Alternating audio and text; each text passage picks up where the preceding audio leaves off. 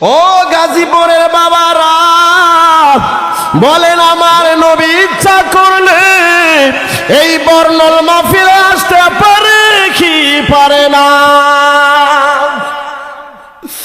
আমার নবীজির জামা মুবারক খুলে আম্মা জান আয়েশা রাদিয়াল্লাহু আনহা জামা মুবারক খুইলা নূরানি চেহারা মুবারক, যেই চেহারার দিকে তাকাইলে পেটের মধ্যে ক্ষুধা থাকে না, যেই নূরানি চেহারা মুবারক দেখলে দুনিয়ার খেল থাকে না, এত সুন্দর চেহারা মুবারক আম্মা জান আয়েশা রাদিয়াল্লাহু আনহা দেখেন এই নূরানি চেহারা মুবারক পূর্ণিমার চাঁদের মতো জ্বলতেছে, কিন্তু পিঠ মুবারকে কালো কালো গর্ত দেখা যায়, দাগ দেখা যায়। আম্মা জান আয়েশা বলেন, নবী গো, আপনারা মহব্বত নিয়ে বলেন আল্লাহু আকবার। ইয়া রাসূলুল্লাহ, ওগো মায়ার নবী, আপনার কি বসন্ত রোগ হয়েছিল? বসন্ত রোগ হইলে চেহারার মধ্যে কালো কালো দাগ পড়ে যায় শুকায়া যাওয়ার পর। নবী গো, আপনার কি বসন্ত রোগ হয়েছিল? এই কথা বলার পর নূরের নবী চোখের পানি ফালায়া ফালায়া আরো বেশি কান্দে। আম্মা জান আয়েশা বলে, নবী ও গো মায়ার নবী, আপনি এত কাঁদতেছেন কেন গো নবী? আমি কি কষ্ট আপনারে দিলাম? আমার নবীর কান্নায় আরো বাড়িয়া যায়। আম্মা জান আয়েশা রাদিয়াল্লাহু আনহা পা মুবারক ঝরায়া ধরে বলেন, নবী গো, পা মুবারকে চুমায়ার কাঁদে। ওগো নবী, আপনি কষ্ট পাইলে আমি আয়েশার জিন্দেগি ধ্বংস হয়ে যাবে। নবী গো, আমার কোন আচরণে আপনাকে কাঁদাইল গো নবী? মাফ করে দেন, বেয়াদবি হইলে আপনি আমারে মাফ করে দেন। আমার নবী বলেন, আয়েশা ওরে আমার আয়েশা, তোমার কোন আচরণে আমি কাঁদি না। কাটা গায়ে লবণের ছিটা দিলে যেমন কষ্ট হয় রে আয়েশা, আমার পিঠের গর্তের কথা বলার পর আমার কাছে এমন কষ্ট লেগেছে, চিৎকার দিয়ে বলেন না আল্লাহু আকবার। ও গাজীপুরের মুসলমান, ওই নবীরে ভালোবাসা দরকার আছে না নাই? দুটো হাত তুলে বলেন, ভালোবাসা দরকার আছে না নাই? আমরা মদিনা যাইতে চাই কি চাই না? বন্ধুরা আমার, যুবক ভাইরা, মা বোনেরা, আম্মা জান আয়েশা রাদিয়াল্লাহু আনহা বলেন, ইয়া রাসূলুল্লাহ, এত কষ্ট পাইলেন কেন গো নবী? আপনার বুঝি বসন্ত রোগ হয়েছিল, সেই কষ্টের কথা মনে পইরা গেছে। মায়ের নবী কয়, আয়েশা রে, না না, আমারে আল্লাহ বড় দায়িত্ব দিয়া দুনিয়ার জমিনে পাঠাইছে। অন্যান্য নবীরে একটা গোত্রের নবী, একটা রাষ্ট্রের নবী বানাইছে, আমারে আমার আল্লাহ কুল কায়নাতের রহমত বানায়া পাঠাইছে। ওয়ামা আরসালনাকা ইল্লা রাহমাতাল লিল আলামিন।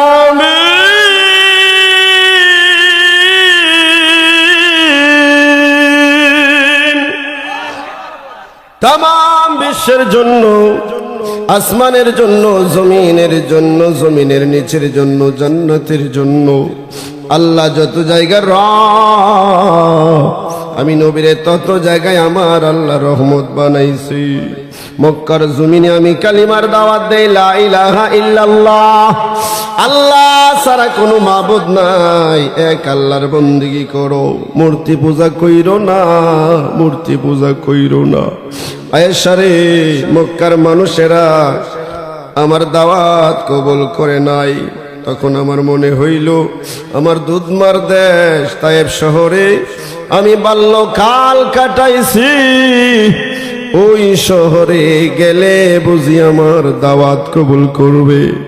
আয়েশা রে, আমি তায়েব শহরে চলে গেলাম। যুবকরা, আমার নবী তোমার জন্য আমার জন্য কত কষ্ট করেছে।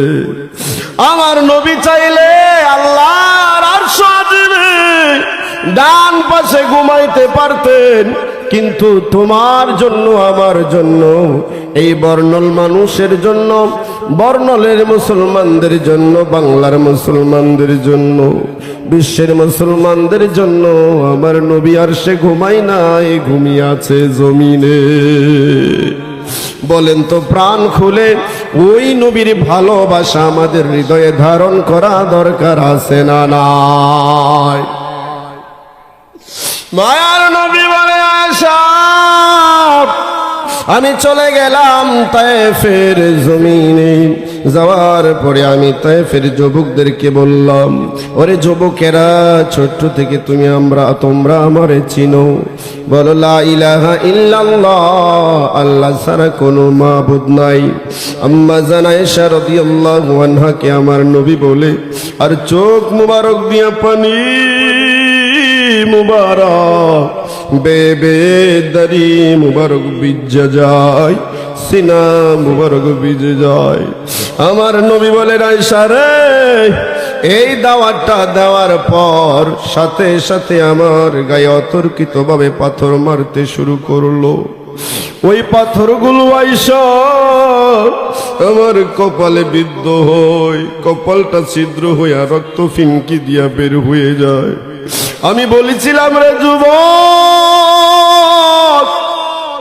ওরে তায়েফের যুবক, আমি তো চুরি করি নাই, কারো ক্ষতি করি নাই, আমারে কেন এত মারতেছো? এরা আমার কথা শুনে নাই রে আয়েশা, এরা আমারে আরো বেশি বেশি কইরা মারে। ওরে আয়েশা, মারতে মারতে আমারে বেহুশ কইরা ফালাইছি। আমার যখন আবার হুশ আসে, কিছু যুবক আমার হাতে দইরা দাঁড় করায়া রাখে, একদল যুবক ধারালো কঙ্কর দিয়া রে আয়েশা আমার শরীরে বারবার পাথর মারে। পাথর মারতে মারতে আমারে কয়েকবার বেহুশ কইরা ফালাইছে। আয়েশা রে, ও আয়েশা, আরো শুনবানি। আমার নবী বলে, আয়েশা আপনারা জোরে মহব্বতে বলেন, ইয়া রাসূলুল্লাহ। আমার নবী বলে, আয়েশা এক পর্যায়ে আমাকে মারতে মারতে শরীরটা ঝাঁঝরা কইরা ফালাইছে। আমার সাহাবীরা যখন আমার লাশ নিয়ে আমার দেহ মুবারক নিয়ে আসলো, আমার নবীর সাহাবীরা বলে, তায়েফে এমন ভাবে আমার নবীরে মারছে রে, নবীজির গায়ের জামা মুবারক গুলো শরীরে লাইগা গেছে আডার মতো। সাহাবীরা আমার নবীরে বাড়িতে আইনা নবীজির পা মুবারকের জুতা মুবারক খুলতে চাই। সাহাবীরা দেখে, রে বাবা, ওই জুতা মুবারক পায়ের চামড়া মুবারকের সাথে আঠা লাইগা গেছে, আর খুলে না। আমার নবী বলে, সাহাবীরা রে, আমার কষ্ট হয়, এত জোরে টানবি না, এত জোরে টান দিও না রে সাহাবীরা, আমার কষ্ট হয়। নূরের নবী কই আয়েশা রে, আমার জুতা মুবারক শরীরের সাথে লাগা গেছে। সাহাবীরা টান দিলে নবী চিৎকার করে আস্তে আস্তে টানো, আস্তে আস্তে টানো। বাবারে আমার বলেন, গাজীপুরের মুসলমান, বরনল বাসতলার মুসলমান, ওই নবীর ভালোবাসা আমাদের অন্তরে জাগ্রত করার দরকার আছে না নাই? চিৎকার দিয়ে বলেন আছে না নাই? ওই নবীর ভালোবাসা নিয়ে ফজরে নামাজ দরকার আছে না নাই? আম্মা জান আয়েশা রাদিয়াল্লাহু আনহা চোখের পানি ছেড়ে ছেড়ে বেহুশের মতো কাঁদে। আমার নবী বলে, আয়েশা শুধু তাই না, গায়ের জামা মুবারক সাহাবীরা খুলতে চায়। আমার মোরের নবী, মায়ার নবীর গা মুবারকের জামা মুবারক আটার মতো লাইগা গেছে রক্তের সাথে। জামা মুবারক কান্দায়। রহমতের নবী কই এত জোরে টান দিও না, আমি সইতে পারি না রে সাহাবীরা, আমি সইতে পারি না, আমি সইতে পারি না। আমার নবী বলেন, আয়েশা সাহাবীরা, আমার শরীরের জামাগুলো খুলতে কয়েক ঘন্টা লেগেছে, গরম পানি কইরা আস্তে আস্তে আমার শরীরের জামা মুবারক খুলেছে। আয়েশা রে, ও আয়েশা শুনে নাও, শুনে নাও, আমার গায়ের মধ্যে যে দাগগুলা দেখতেছো এগুলো বসন্তের দাগ না। আমার উম্মতেরা আমারে মারতে মারতে পিঠের মধ্যে কালো কালো দাগ বানায়া ফালাইছে। চিৎকার দিয়ে বলেন আল্লাহু আকবার। তোমায় কেমনে পাবো বলো না ইয়া রাসূলুল্লাহ, তোমায় কেমনে পাবো বলো না ইয়া রাসূলুল্লাহ, দেখিতে কতদিন বাকি বলো না ইয়া হাবিবাল্লাহ, দেখিতে কতদিন বাকি বলো না ইয়া হাবিবাল্লাহ। কত কাফির বেঈমানে দেখলো তোমারে, কত পাথর মারিল নুরানি বদনে, কত কাফির বেঈমানে দেখলো তোমারে, কত পাথর মারিল নুরানি বদনে। আমরা পাথর মারব না, তোমাকে কষ্ট দেব না, আমরা পাথর মারব না, তোমাকে কষ্ট দেব না।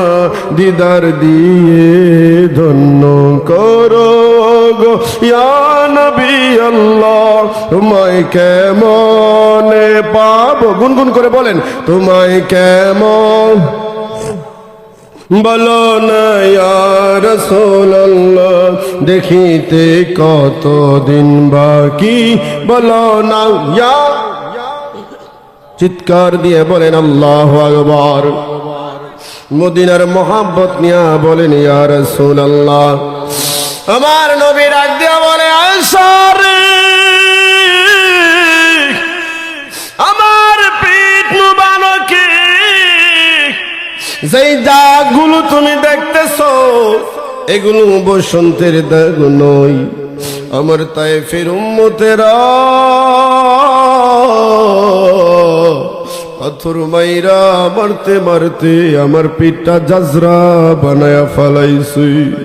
আম্মা জান আয়েশা রাদিয়াল্লাহু আনহা পিছন দিয়া নবীকে আনজাদা দইরা বলে, ইয়া রাসূলুল্লাহ, যেই নবীর আঙ্গুল মুবারকের ইশারায় চন্দ্র দুই ভাগ হইয়া যায়, ওই নবী কি আল্লাহর দরবারে হাতখানা উঠাইলে পিঠের দাগগুলো মোচন হয় না? আমার নবী বলেন, আয়েশা, আমি হাত তোলার সাথে সাথে পিঠের দাগগুলো আমার আল্লাহ মুচন কইরা নুরানি বানায়া দেবে। আয়েশা রে, এই দোয়াই আমি আল্লাহর দরবারে করব না? আম্মা জান আয়েশা রাদিয়াল্লাহু আনহা বলে, নবী গো, এই দোয়া কেন আপনি করবেন না? বলে, আয়েশা রে, হাশরের ময়দানে কিছু কিছু গুনার কারণে আমার উম্মতকে যখন আমার আল্লাহ জাহান্নামে ঢুকায় দিবে, আমি আল্লাহর দরবারে আমার পিঠের এই দাগগুলো দেখায়া এক একটা দাগের বিনিময় লক্ষ কোটি উম্মত জান্নাতে লইয়া যাব। আপনারা আওয়াজ করে বলেন, ওই নবী আমাদের জীবনে দরকার আছে না নাই? বন্ধুরে আমার, বাবাজিরা আমার, সাহাবীরা যেভাবে আমার নবীরে ভালোবেসেছে, ওইভাবে আমার নবীরে ভালোবাসতে পারলে এখনো ভাঙ্গা ঘরে নবী হাজির হয়ে যাবে। রহমতের নবী, মায়ার নবী, আমার নূরের নবী, আমার নবী গো, আমার নবীর জন্য সাহাবীরা জীবন দিতে প্রস্তুত। আমার নবীর ভালোবাসা থেকে দূরে যাইতে রাজি না। আমরা মুসলমান ওয়াজ শুনি 3 ঘন্টা 5 ঘন্টা, নবীর আদর্শ নামাজ আমরা পড়তে চাই না। নবীর আদর্শ, পিতা মাতার খেদমত, এগুলো আমাদের কাছে ভালো লাগে না। এই আদর্শগুলো আমাদের জীবনে দরকার আছে।